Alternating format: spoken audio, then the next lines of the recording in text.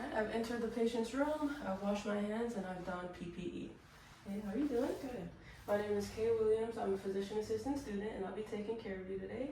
Before we get started, could you state your first and last name and your date of birth for me, please? Tiasha Davis, November 1st, 1994.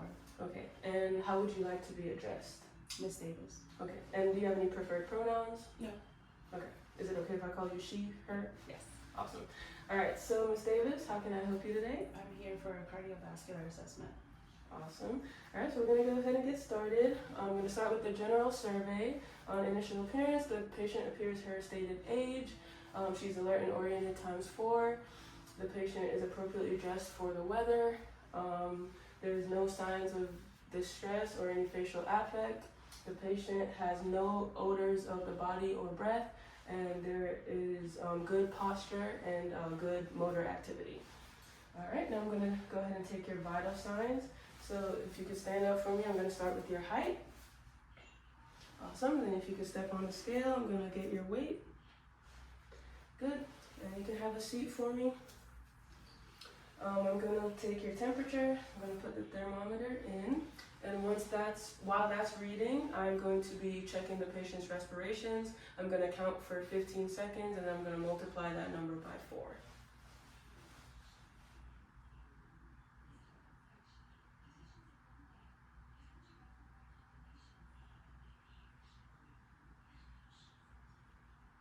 Okay, I got 4, so multiply by 4, that would be 16, which is within the normal limit, and the patient's breaths, they're deep and unlabored. Now I'm going to get your pulse, and I'm going to do this bilaterally, and the pulse is symmetrical on both sides. Now I'm going to count the pulse for 15 seconds. I'm going to multiply that by 4.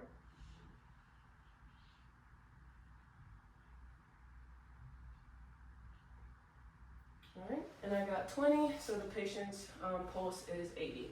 Now I'm going to take the blood pressure, and I'm going to start by placing the cuff 1 inch above the antecubital fossa. I'm going to make sure that the brachial artery is aligned with the artery marker is aligned with the brachial artery.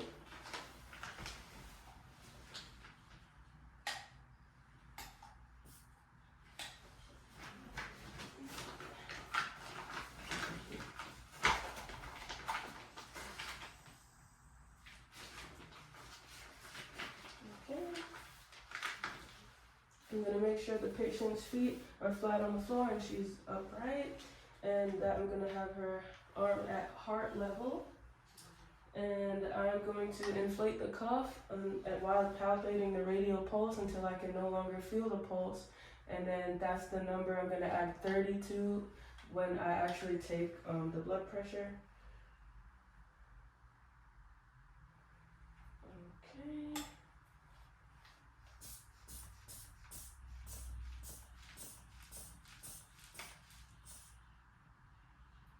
Okay, so I stopped feeling the pulse at 130, so now I'm going to pump it up to 160.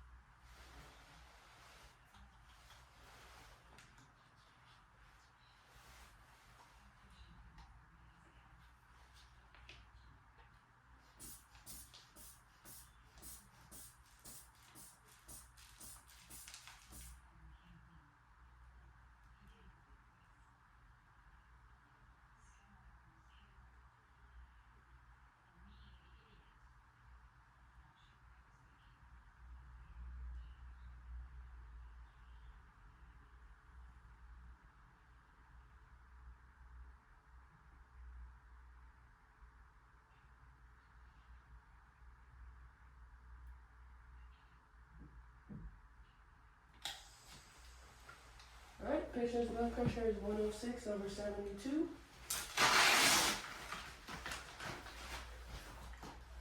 Alright, now we're going to move on to the cardiovascular exam. So I'm going to have the patient lay on the bed in the supine position with the head of the bed elevated to 30 degrees. Okay, and now I'm going to inspect the carotid artery. Then I'm going to auscultate. And I'm going to be listening for any bruits or any whooshing sounds, and I'm going to do this bilaterally.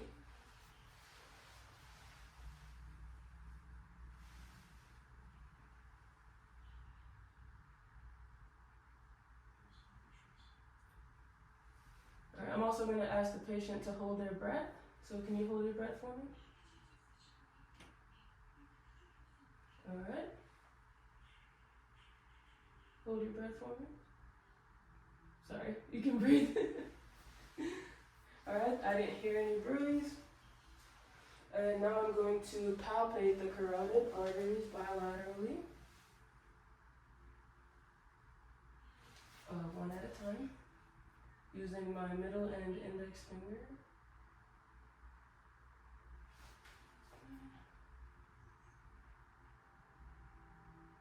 Yeah, I don't see any bounding pulsations. Now I'm going to assess the jugular venous pressure. So I'm going to have the patient turn their head to the left. Just your head. Thank you. And now I'm going to locate the right external jugular vein using my tangential lighting, which in this case is going to be my pen light.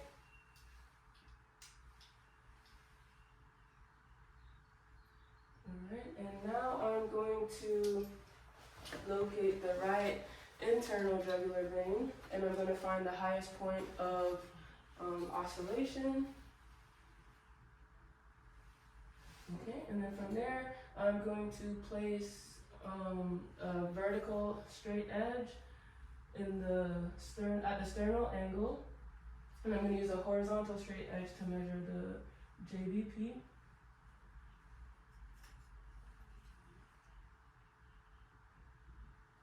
Alright, and this patient is at 2 centimeters, which is within the normal limit. Now I'm going to move on to the heart portion of the exam. I'm going to be looking at the patient's chest, and I'm inspecting for the point of maximal impulse. I'll also be checking for any heaves or pulsations. And there's none detected, but I do see the point of maximal impulse. Now I'm going to palpate the precordium and the cardiac points, and I'm checking for heaves, thrills, and pulsations.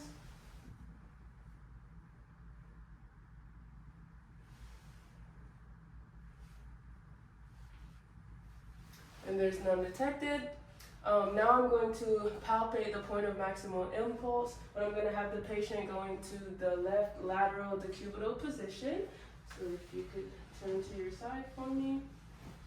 Thank you. And now I'm going to correlate the apical pulse with the radial pulses bilaterally.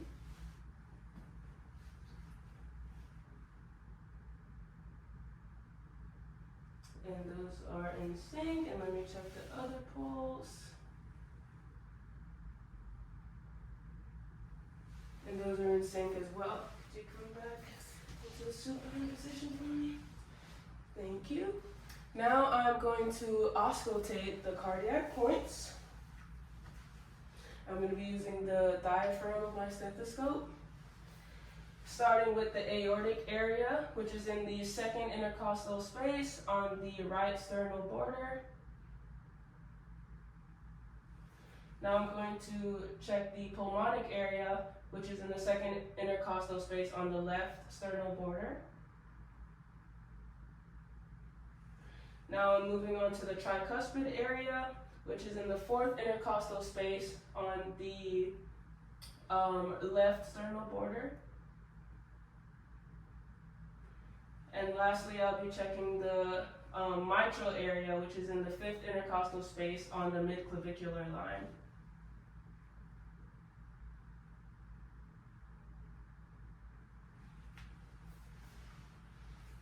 Okay, there were no murmurs detected. And I would, in a real cardiovascular exam, repeat that with the bell of my stethoscope. Now I'm gonna have the patient go back into the left decubital position where I'll be auscultating the apical pulse, and I'll be using the bell to listen for mitral stenosis.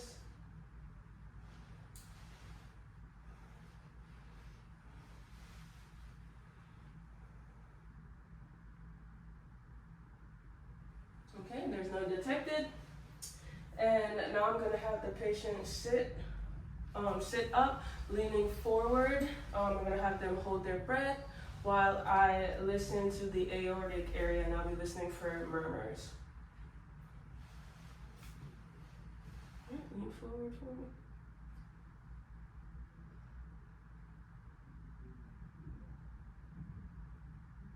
All right, thank you.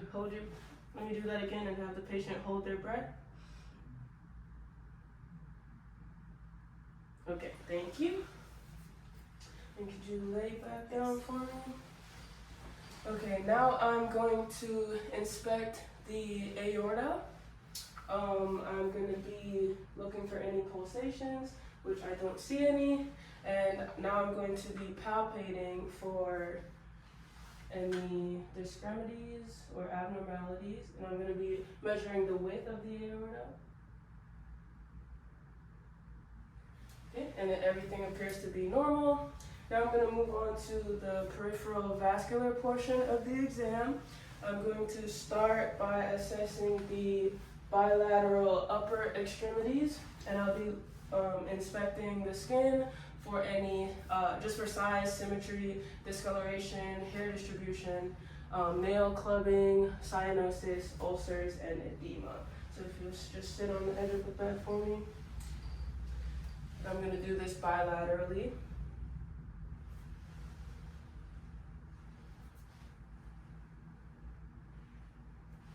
Okay.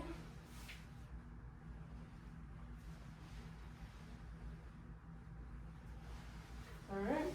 And now I'm going to assess capillary refill bilaterally as well. I'm going to do this on the upper arm, and I'm also going to do this at the fingernails.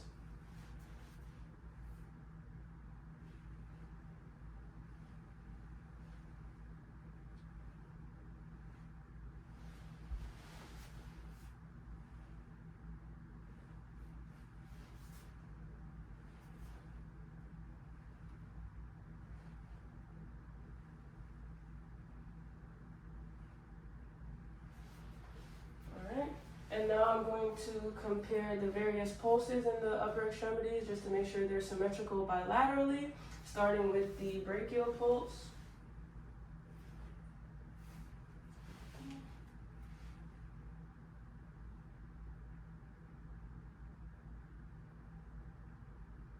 And those are symmetrical. Moving on to the radial pulse. Those are symmetrical as well. And lastly, moving on to the ulnar pulse.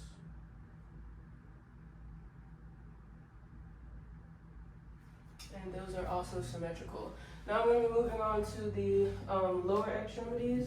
I'm going to inspect these bilaterally, also for size, symmetry, discoloration, hair distribution, nail clubbing, cyanosis, edema, and ulcers.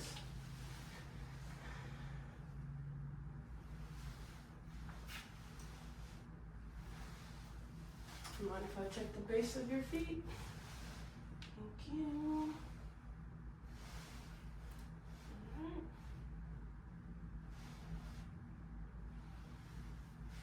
All right. Now I'm going to assess for capillary refill. Would you stand up for me?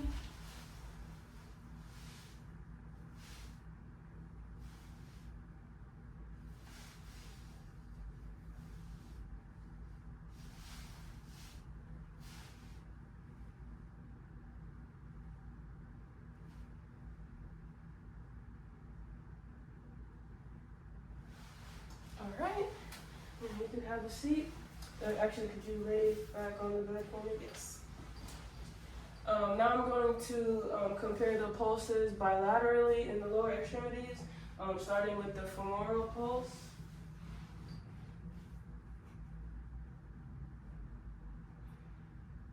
And those are symmetrical. Now I'm going to move on to the popliteal pulses behind the knees. Those are symmetrical as well.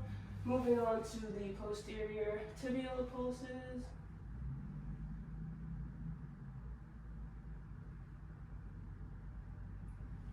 And those are symmetrical as well. And lastly, I'll be checking the dorsalis pedis pulses.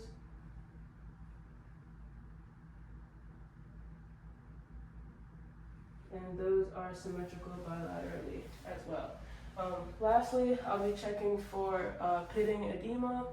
I'm going to start at the calves, and I'm just going to bear down for about 2 seconds.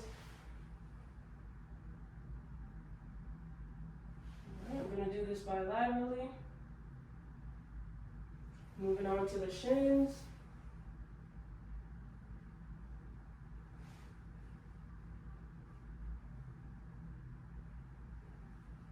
Alright, now I'm going to be behind the medial malleoli.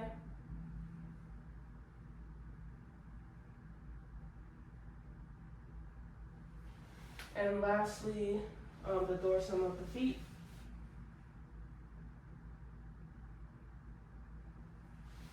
And there's no edema noted, but if there was edema present, I would measure the circumference of the forefoot, the superior ankle, the largest calf, and the mid-thigh with the knees extended. And that concludes the cardiovascular exam. Do you have any questions for me? No, thank you. All right, I'm going to go speak to my attending physician, and then we'll be back in the room shortly.